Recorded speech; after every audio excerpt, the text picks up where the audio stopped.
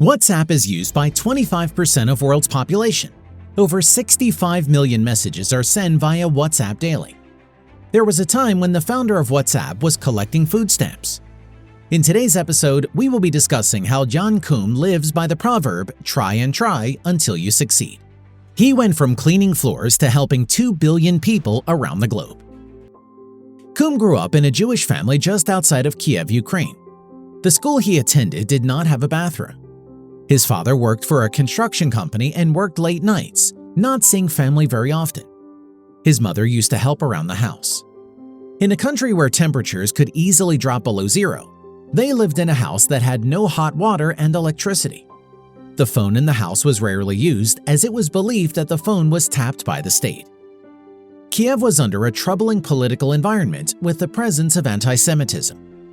The family had no choice but to leave, so Koum at 16 with his mother moved to Mountain View, California. To help Koum with his studies, his mother left Ukraine with a suitcase full of clothes and stationery. After arriving, they got a 2-bedroom apartment from Government Assistance Program. His father planned to join them, but sadly, he got sick and passed away, never making it to America. The family had no money. Koum's mother started babysitting service, and he got a job at a local grocery store sweeping floor. The money was coming in, but it was not enough to pay bills. Koum would stand in line to collect food stamps. He would often tell his mother that one day he will be rich and take care of her. Sadly, his mother was diagnosed with cancer, and the family lived off on disability. Koum spent remaining of her days with her in that 2-bedroom apartment.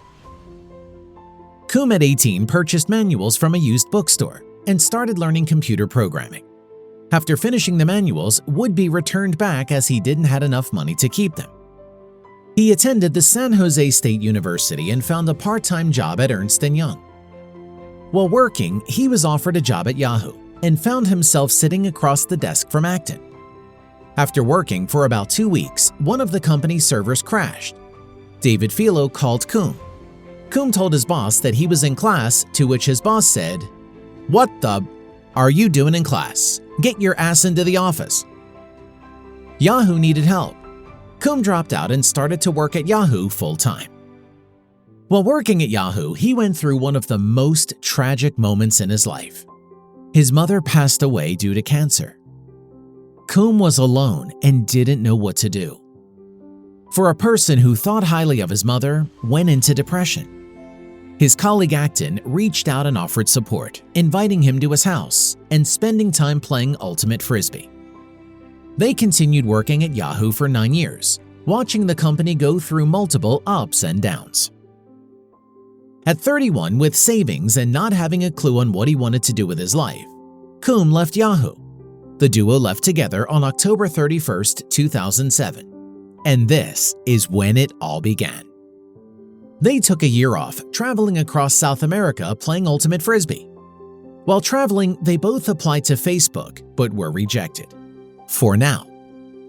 Koum had $400,000 from his work at Yahoo and was going through it pretty quick. One of his purchases was the iPhone, and he realized that iPhone was starting out an industry of apps.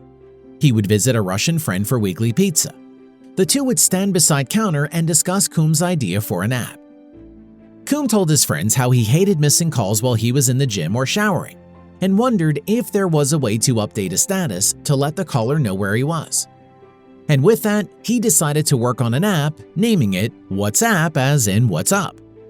A week later, he incorporated WhatsApp in California. He found an app developer on rentacoder.com and released the first version of the app in 2009. We were so excited when it launched and so disappointed when no one used it. The first version crashed quite often and only had a handful of users. Determined to make it work, he kept working on the app. After working for months, he admitted to Acton that he was losing hope and was wondering if he should fold up and start to look for a job. Acton told him, "You'd be an idiot to quit now. Give it a few more months." Koum released WhatsApp 2.0 with messaging component, and the users suddenly jumped to 250,000. It was too much for Koum to handle by himself, as it would be for anyone. His friend Acton was struggling with a startup, and Koum invited him to join WhatsApp. The two friends frequently met for coffee and continued coding. Acton managed to get $250,000 investment from 5 ex-Yahoo friends and was granted co-founder status and a stake. Because Koum had trouble with his Skype login, he did not want his user to log in and out every time. In fact, he once said that, "We want to know as little about our users as possible." Koum and Acton did not make a dime in first year. In fact, they had to spend money to welcome customers. By sending verification texts to users, costs per message was not high, but sending out 1,000+ text messages does add up. The money was running out, and by early 2011, WhatsApp became the top 20 apps used in the US.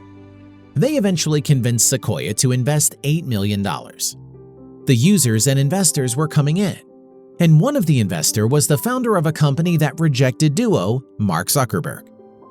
Mark met with Koum at a coffee shop in California and spoke for an hour.